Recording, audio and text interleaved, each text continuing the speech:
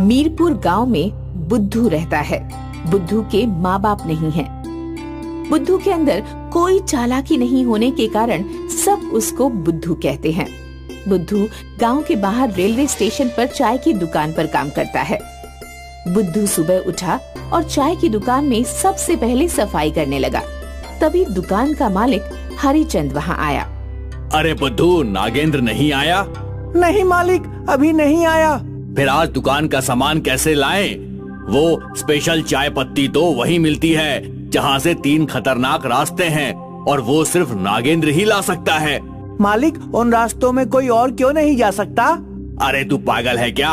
उस गांव के सिर्फ 3 ही रास्ते हैं और पहला रास्ता नदी से होकर जाता है, दूसरा रास्ता आग से भरा है और तीसरा रास्ता आग के अंगारों से भरा है। फिर नागेंद्र आग में जलता क्यों नहीं है? तू सच में बुद्धू ही है।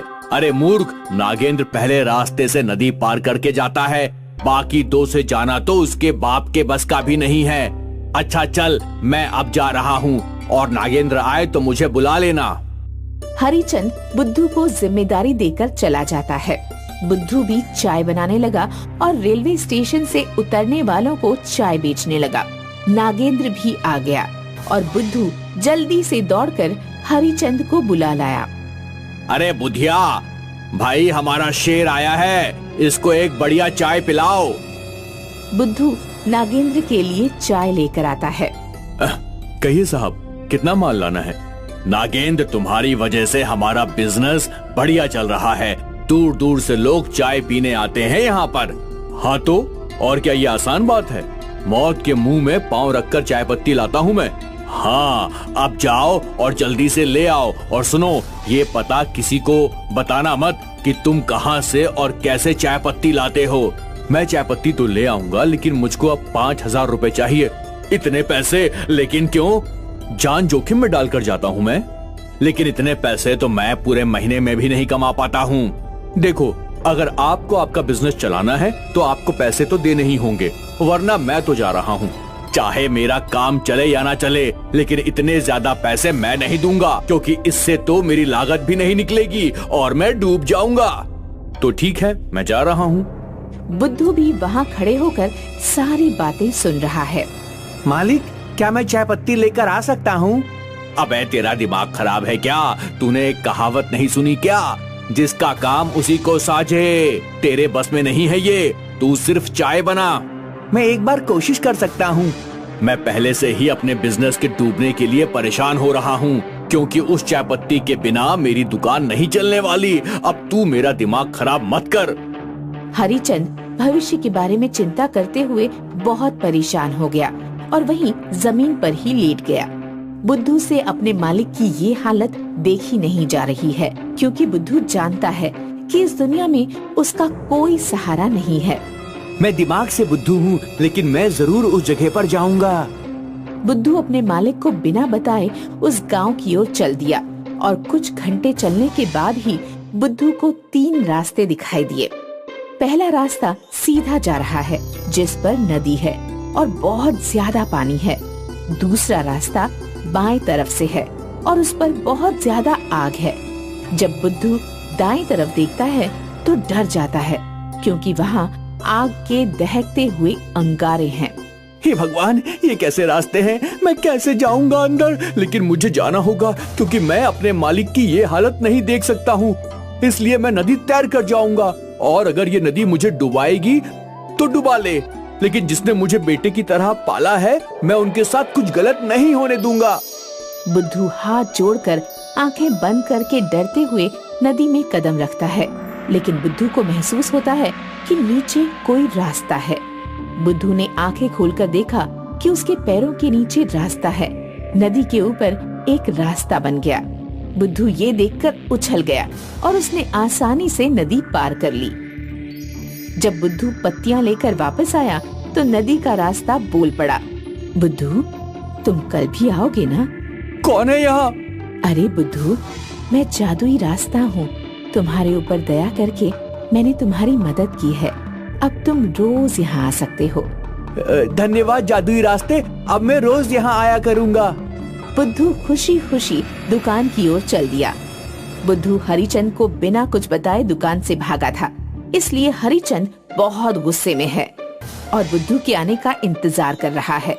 तभी उसकी नजर मुस्कुराते हुए बुद्धू पर पड़ गई। बुद्धू को मुस्कुराता हुआ देखकर हरिचंद का गुस्सा और तेज हो गया। उसने एक डंडा उठाया और बुद्धू को मारना चालू कर दिया। कहाँ गया था? मैं जादुई रास्ते से आपके लिए पत्तियां लाने गया था। बुद्धू ने पत्तियां हरिचंद के हाथ पर रख दी। ये देखकर हरिचंद को बहुत हैरानी भी हुई, लेकिन उसको बहुत रोना आया। उसने बुद्धू को गले लगा लिया और अपना बेटा मान लिया। अधिक पैसों के लालच में नागेंद्र ने अपने पेट पर खुद लात मारी थी, इसलिए अब उसने बुद्धू पर नजर बनानी शुरू कर दी और एक दिन बुद्धू को जादुई रास्ते के पास रोक लिया। अरे बुद्धू रुको, तुम इसमें डूबकर मर जाओगे। नहीं नहीं भाई, मैं इसमें नहीं डूबूंगा, ये एक जादुई रास्ता है। बुद्धू ने अपने भोलेपन में नागेंद्र को भी सारी बात बता दी। अच्छा बेटा, बड़े हैवी ड्राइवर हो तुम तो, कुछ तो तुम्हारा करना पड़ेगा। नागेंद्र ने बुद्धू को एक पेड़ से बांध दिया। अरे भैया, क्या कर रहे हो? अब तू यहीं मर, कोई जंगली जानवर आएगा और तुझे खाएगा। नागेंद्र ने जैसे ही नदी में कदम रखा, नदी ने उसे अपनी ओर खींच लिया और तीनों रास्ते आपस में मिल गए। अब नागेंद्र आग में जलता रहा और पानी में भी डूब गया। कुछ देर तड़पने के बाद उसकी मौत हो गई और रास्तों से आवाज आई, हम तीनों जादुई रास्ते सिर्फ भोले भाले लोगों पर ही दया करते हैं।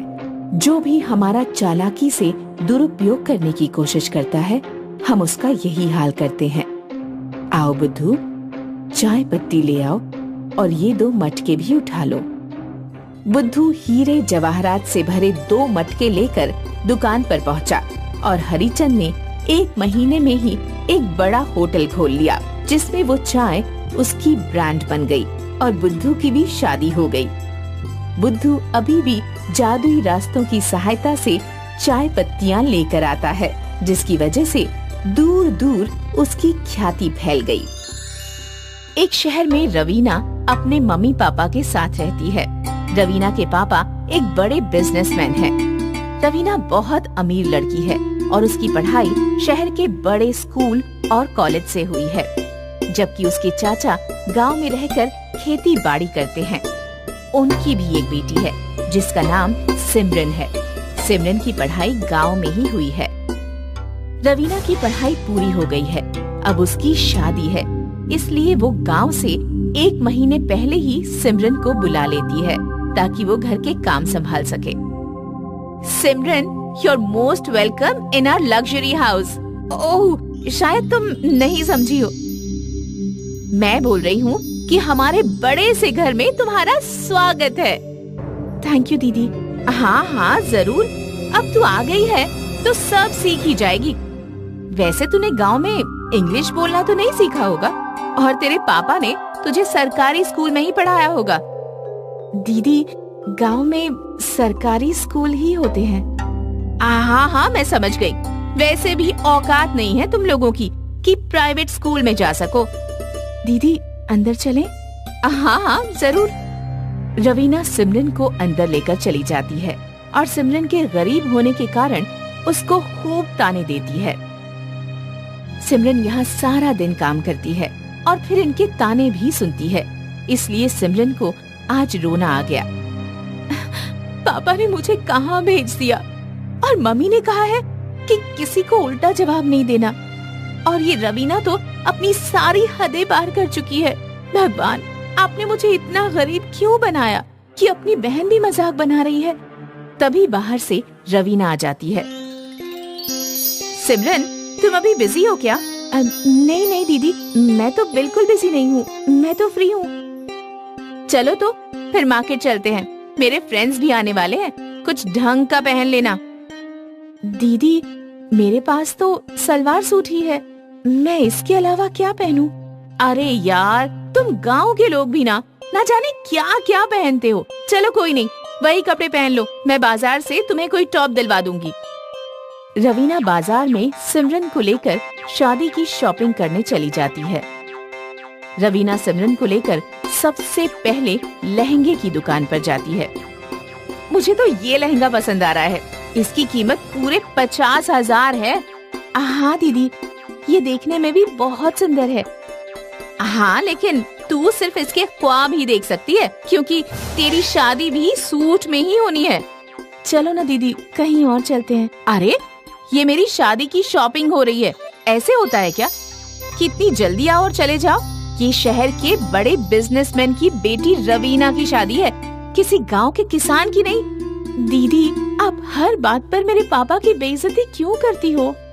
ओ, बाबू को बुरा लगा? सॉरी बच्चा, मुझे पता नहीं था कि तेरे पापा के पास तो मर्सिडीज है और मैंने बैल बुग्गी बता दी। चल अब आजा, मैं तुझे भी कपड़े दिलवा देती हूँ, नहीं तो फिर मेरे दोस्त आ जाएंगे। नहीं, मुझे किसी से कुछ नहीं चाहिए। अच्छा ठीक है, तुझे कुछ नहीं चाहिए तो अब मैं अपनी बाकी की शॉपिंग कर लेती हूँ। ले, ये लहंगे का बैग तू पकड़ ले। सिमरन लहंगे का बैग पकड़कर चुपचाप चलने लगती है, लेकिन तभी रवीना की 2 फ्रेंड्स भी आ जाती हैं। वो लोग काफी देर तक बातें करते हैं। तभी उसकी एक फ्रेंड बोलती है, रवीना, ये कौन है? यार, आप लोग भी ना देखकर नहीं पहचान सकते? उसके कपड़े देखो, नौकरानी है वो मेरी, आज साथ ले आई ताकि मेरी हेल्प हो सके। हाँ यार, नौकरानी हो अगर तो कितना इजी हो जाता है ना सब करना।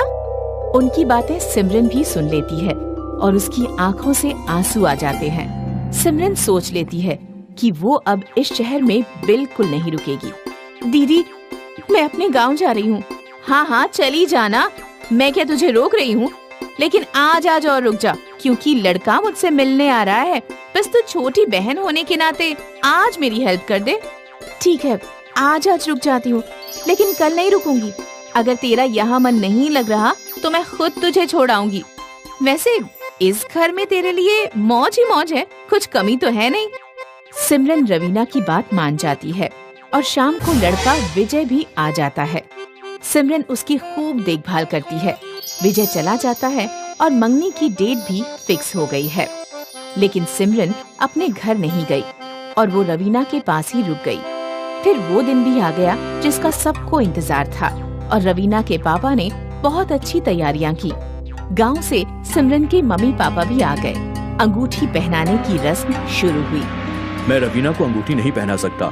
तुम्हारी हिम्मत कैसे हुई सभी लोगों के सामने ऐसे बात करने की? क्या तुम जानते नहीं कि मैं इस शहर के सबसे बड़े बिजनेसमैन की बेटी हूँ? मैं तुम्हारे बारे में सब कुछ जानता हूँ, इसलिए मना कर रहा हूँ। मैं सिमरन से शादी करूँगा। तुम्हारा दिमाग खराब है? तुम उसको जानते भी हो?